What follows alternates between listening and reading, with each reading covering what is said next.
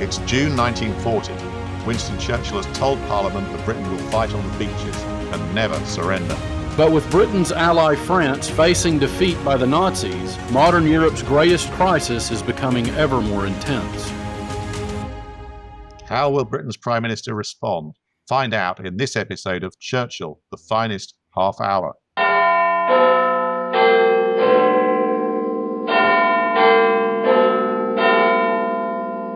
Welcome to another episode.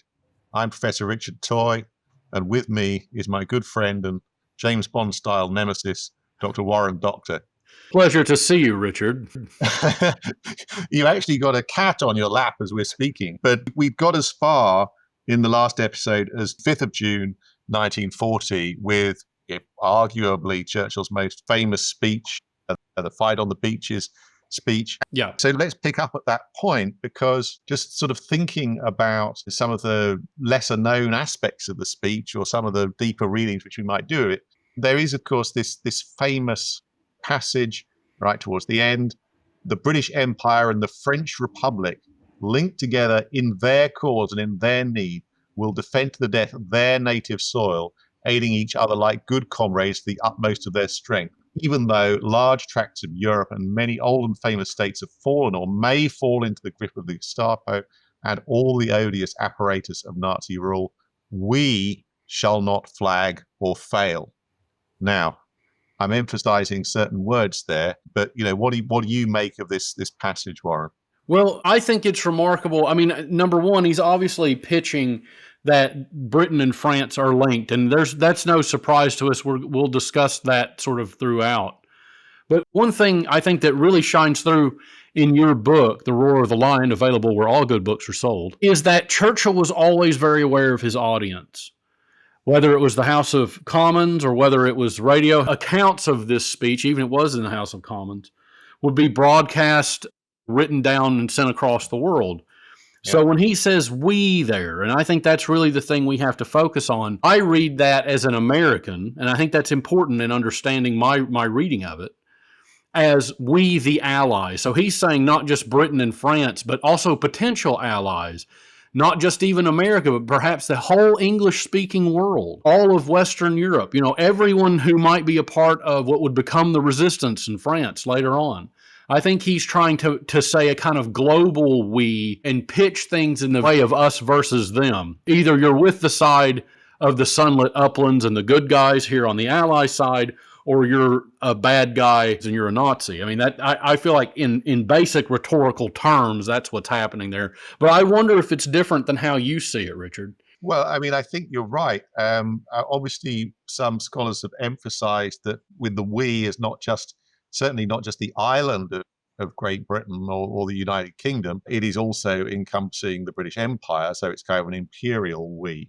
But it is this linking together of the British Empire and the French Republic, which is particularly interesting, because what I would say here is that there's always the danger of kind of reading these speeches backwards, as it were. We know what happened next. We know what would have happened within really just a couple of weeks of this with the fall of France. But to me, what's significant actually is that he's certainly not just saying us, Britain. He's actually saying that the French are going to fight as hard as they can too.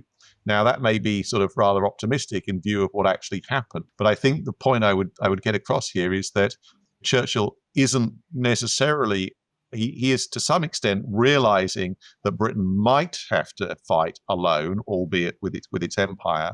He's saying that's a new message in the speech. Okay. That might happen, but he is certainly not giving up at this stage on the French. He's thinking that somehow, hoping that they can be kept in the fight. You might well have thought, well, clearly the situation is totally hopeless. We now need to make arrangements sort of purely for the defense of Britain.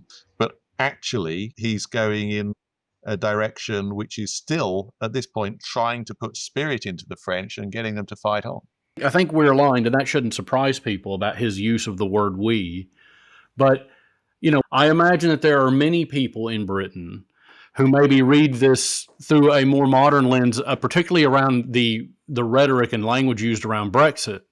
And often you would hear cries from people saying, we want our country back, which is, I think, interesting historically because that's taking a position that Winston Churchill himself would have described as being a little Englander. Yeah. And I've been rereading some of his dispatches recently back to when he was stationed on the Northwest frontier. This is going into his youth. But he constantly derides this sort of little Englandism, which I just think is remarkable that he's using a sort of grand we. Yeah. And then you can also read this a completely different way, that it's about Britain specifically, not necessarily even the empire, although I do think the empire is implicit even in that reading. Anyway, it's just really interesting. But should we take a beat, Richard, and actually look at the enormity of what's happened here after Dunkirk? Well, this really is catastrophe, or a sort of ongoing, unfolding catastrophe. And certainly, Churchill viewed it that way in his memoirs. I think he viewed it that way at the time, realizing that, of course, there'd been this successful evacuation from Dunkirk, but didn't actually want to dress that up and claim it as a victory. I mean, it was a success of sorts. It could have been far worse, but his instinct is always to go on the offensive. And this is kind of what he's already been saying to in the earlier phases to various French politicians and generals. Remember, he keeps kind of flying backwards and forwards as kind of shuttle diplomacy. And, his motto is always attack, attack, attack. Yeah. In a way, that's the kind of the Churchill which we're very familiar with from popular culture. At the same time, that advice is not necessarily brilliant military advice, because there are times when, actually, it has to be said, sometimes the sensible thing to do is to retreat. And sometimes the sensible thing to do is to consolidate and wait and prepare. Yeah. He was certainly somebody who liked action all the time, got bored very easily, couldn't really sort of suffer the waiting, really. And so his instinct is, if in doubt, do something. Well, there's no question about that. And I also, just to go back to him as a historian, when he writes about this in his memoirs, and of course there's all this knowledge about him being sort of depressive, but him describing the military extraction, which was of course a strategic retreat, as a miracle, but that he also had to communicate, I think, the immense scale of what was a pretty significant military disaster. But in the face of that disaster, I think it's remarkable. Britain was able to extract 224,318 British troops and 111,588 French troops. So, I mean, there were significant losses. It was a terrible strategic and tactical defeat. There's no way around that. But it wasn't utterly catastrophic. It didn't completely wipe them out. They were able to save some and come back and to try to rebolster things. Yes, and of course it's kind of worth saying that at this point there are discussions, there is the realization actually that France may not continue in the war, and this of course is a very sensitive topic which can't sort of openly be discussed. So there are all these references that one finds in the documents to a certain eventuality, sort of, code for stuff really hitting the fan, I guess. Yeah. And so that is in people's minds. There are preparations going on, but Churchill is really desperate to get back to France, even though sort of remember, of course, as yet, the entire country has not yet been occupied. The French government is still trying to conduct its business. And Churchill, remember, of course, that he's been coming under a lot of pressure from the French, who are saying, well, send us more fighters. Implicitly, you're letting us down if you don't do this. There are good reasons, again, for holding back some of those forces for the defense of Britain. And so you can see that Churchill did want to react. And so he, on the 2nd of June, is sort of saying the BEF, the British Expeditionary Force in France, must immediately be reconstituted. Otherwise, France will not continue in the war. So he's saying, get some men back over there, even though they've basically just been, a huge number of men have just been evacuated. And I can't help but wonder how much of this is motivated by his desire to get back in the fight, to keep going, and motivated by what is very, his personal sympathies and love of France. I mean, how much of this is driven by his emotional commitment to France? It raises that question, because I know many military analysts I think a standard analytical position here from a military strategist would be, okay, your men are back with you. You've got to reinforce. You got to entrench. You got to dig in. You can't. Offense is now off the table. And Churchill, being a kind of an emotional strategist, wants to get back in the fight almost immediately. Right. And I mean, there's another question to be put in the mix here, which is that on the 9th of June, 1940, he meets for the first time General Charles de Gaulle, who would become, didn't really yet have, he was very sort of relatively junior general, but he was to become the leader of Free France. Now, he and Churchill would have an incredibly difficult relationship over the course of the war, but I think perhaps at this stage, Churchill was inspired by the fact that there was somebody who was kind of committed to continuing resistance. Right. But I mean, I suppose the thing about his sort of love of France is an interesting question, because he certainly liked going there on holiday. Yeah. He had mastered the language to a degree, but I think that ultimately, who did he think were the really important people in the world? It was what he called the English-speaking peoples, or the English-speaking races: Britain, America, what we call the white dominion, so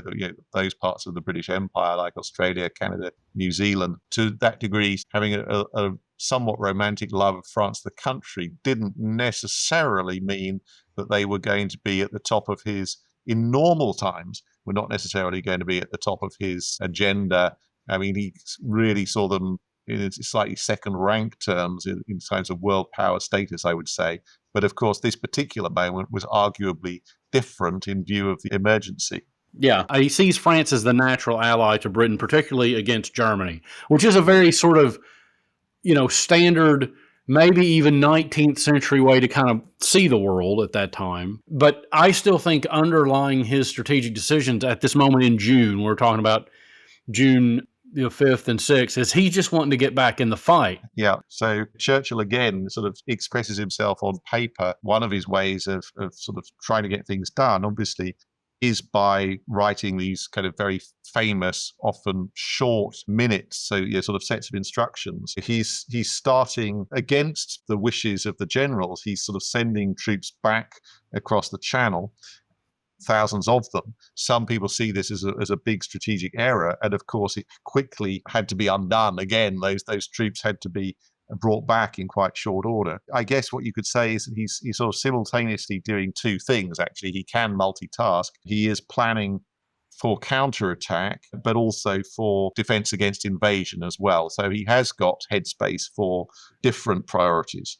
Yeah, no, I completely agree. So as he's doing this, as he's in the midst of sort of furiously writing these memos and putting together a counteroffensive, what's Germany doing? I mean, it has the full advantage, and it's starting to push through France.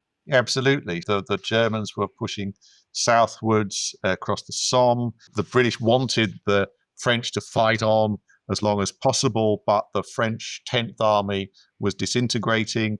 And on 8th of June, German forces entered Rouen, which cut off the 51st Highland Division, along with the remnants of the French 9th Corps. So things were rapidly going from worse to terrible, if you want to put it like that. And then we might just sort of pause for a moment, because there was, by 10th of June, a new geopolitical disaster was in the offing. Italy informed the British ambassador that she was going to consider herself at war with the United Kingdom from midnight that day, 10th of June. Yeah, if anything, this is another sort of diplomatic coup for Hitler, I think. And in those days, as we discussed previously, there were those that thought, well, you could still even maybe make peace offerings through Italy.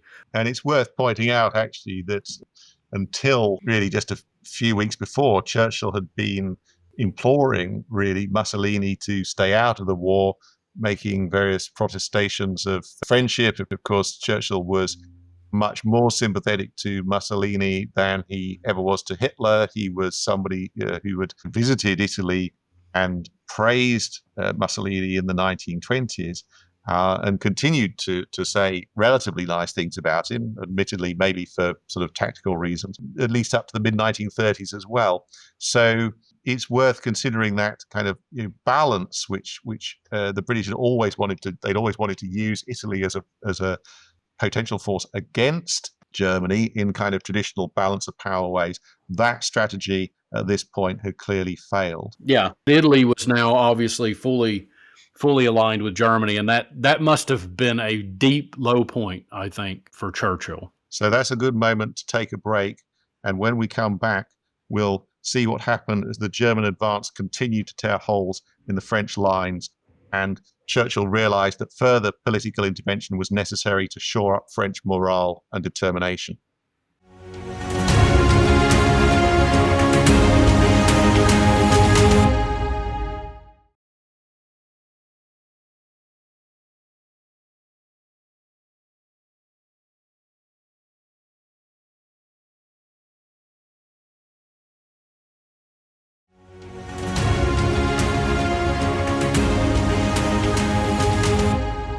Welcome back to Churchill, the Finest Half Hour, with me, Warren Dockter, and my James Bond protege, Richard Toye. And just when we left off, we were just discussing how Italy had just informed the British ambassador on June 10th that they were now joining the war, but on the side of Germany.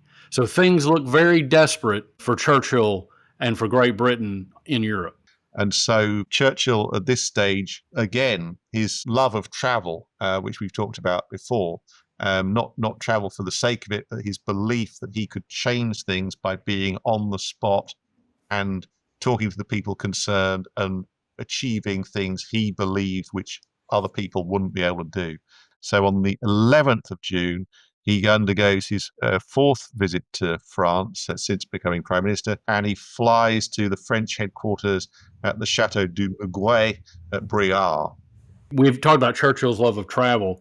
I think it was Martin Gilbert, his official biographer, who tallied up how many million miles he traveled in the Second World War, and I don't recall the number, but it is outlandishly more than any other world leader at that time. Yes, and indeed, I think that sort of Churchill did relish it to a degree. But here on this occasion, I mean, the reason that he's gone to Briare, which is south of Paris, is that that's the new location that's been chosen for the Supreme War Council, bearing in mind that they're sort of continually having to shift location as the Germans advance. Well, and one of the really interesting things about him flying back to France, I mean, you can imagine the view in France is bad, and he would typically bring people with him. For instance, General Ismay, who I called his chief of staff. We should have said he's actually the head of the defense office. But one of the interesting things I think about having Ismay with him is that Ismay kept a pretty detailed account of all of these kind of interactions that he later would go on to publish. And one of the things that he writes about is just how dejected and defeated that the French high command seemed every time they got there. And in fact, the British liaison, General Spears, who was in France, actually said it was almost as if they were being greeted for a funeral. Yes. So, I mean, things are obviously very grim in France because it looks increasingly like the Nazis have won the day. And obviously, Churchill can see the despair of the French politicians and the generals, but he's still trying to deliver this defiant message, and it's trying to convey Britain's continuing commitment to struggling on. And of course, he's reliant to a great extent on translators, as we've said previously. Sometimes he tried to sort of speak French himself, which sometimes could have a slightly sort of comical impact on the listeners. Anyway, on this occasion, he was kind of speaking very quickly, then had to wait for the translator to keep up. And he's saying to the French, "You must give us time. We ask you to fight on as long as possible. If not in Paris, at least behind Paris, in the provinces down to the sea, then if need be in North Africa." There's kind of an echo here of the kind of the fight on the beaches speech. At all costs, time must be gained. Now, inspiring stuff. But of course, the French are seeing this from a different perspective, because what Churchill is basically saying is you've got to carry on fighting in order to buy, it could be read as, buy us the British time, at which point you will then inevitably go down to defeat anyway. And of course, what nobody knows at this point, though maybe it could have been guessed, is exactly how bad the German peace terms are going to be. So from the point of view of the French, they're thinking, well, we don't really want to do this. We don't want to have a sort of fight to the last man and have terrible destruction. They're thinking, well, maybe if we make peace like now, then we get a better deal than if we make peace tomorrow or the day after tomorrow. So there is this sort of mood of, well, we've kind of lost anyway, let's try and extract whatever we can from the situation, which is really completely antithetical to Churchill's way of viewing things. And I understand that the meetings are quite, discouraging, but I mean, are they all like, look, it's over, or is anybody besides de Gaulle, who's very early on from June 10th, very much the kind of radical will fight forever? Is there anybody higher up the chain? I mean, Paul Reynaud as Prime Minister is somewhat more solid, if you will. And of course, remembering Marshal Pétain, the sort of hero of the First World War, who was very, very respected, it's difficult to necessarily remember that now because his later reputation, what happened subsequently with his collaboration with the Germans, totally destroyed his reputation for people in the English-speaking world, at any rate. But he was so respected, but he was maybe somebody who spotted an opportunity for himself to take power, as he eventually did. And so there is an atmosphere of total dysfunction. And even if Churchill can persuade some people to fight on, they're not really going to succeed in persuading their colleagues. And of course, the situation probably only gets worse from their perspective, or from any perspective, really. Yeah. So, you've got the continuing military catastrophe between the 12th of June, the 51st Highland Division.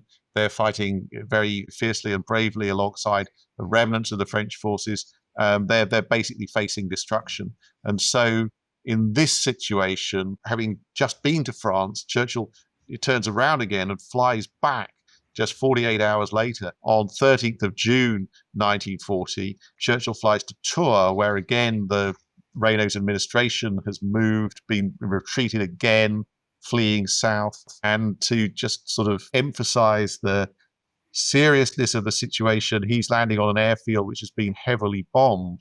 And so that kind of sort of underscores this was a physically risky situation. It was a chaotic situation. It was a brave thing to do, not merely politically for Churchill, but in the sense of physical courage as well. And of course, true also for the people who were with him.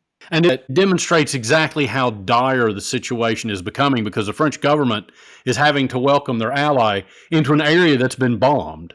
So it illustrates how quickly this situation is deteriorating for France. And also sometimes they're actually landing there and there is nobody there to greet them, and it's chaotic. So really, there is the Churchill is still pressing Reynaud to keep the alliance firm.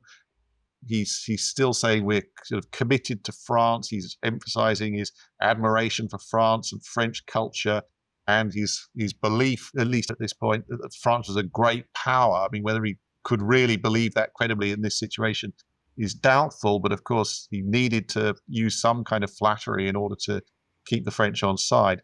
He emphasized France as a sort of civilizing force, and really he leaves Tours facing, you might say, sort of grim certainty that France was on the brink of surrender. A week or so earlier, he'd be thinking, we'll send forces back to France to carry on fighting. We'll fight together to the end. He's now realizing that he's kind of entered the final countdown for the defeat of France. So ultimately, after he left Tours, that brings us very swiftly then up to June 14th, which is the sort of the literal end game for France, because that's the day that Hitler's armies marched into Paris.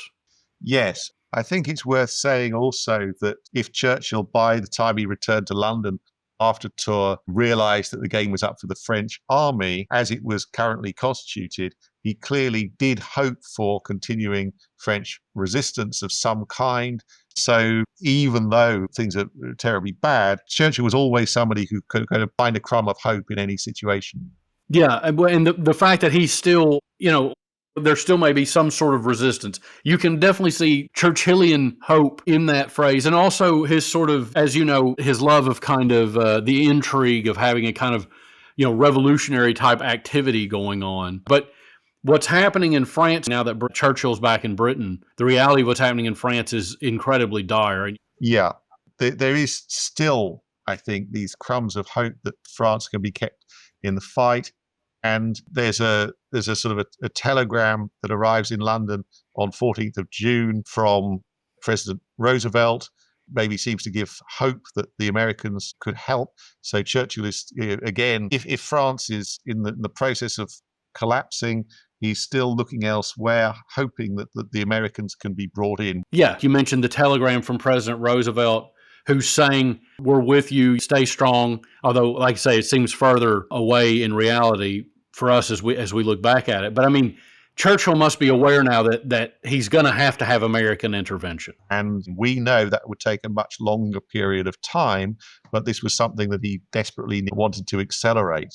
And so you've got the sort of a situation where so far the British have remained quite united in their government and in terms of popular attitudes. There is no big swing or demand for peace. It's fair to say that people are fairly depressed. We shouldn't think that everybody sort of strode through the summer of 1940 feeling violently optimistic, because the news from France is absolutely terrible and it can't really be dressed up. However brilliant Churchill speeches, that can't change people's reaction to sort of the fundamental underlying events. But certainly, although there are plenty of tensions within British politics, there's resentment against the continuing presence of Neville Chamberlain and Lord Halifax, the former appeasers in the government. Certainly the British are obviously in a much more united position than the French. And so this is a situation where everything is still in flux. Everything is on the table. People are willing to consider radical, dramatic proposals.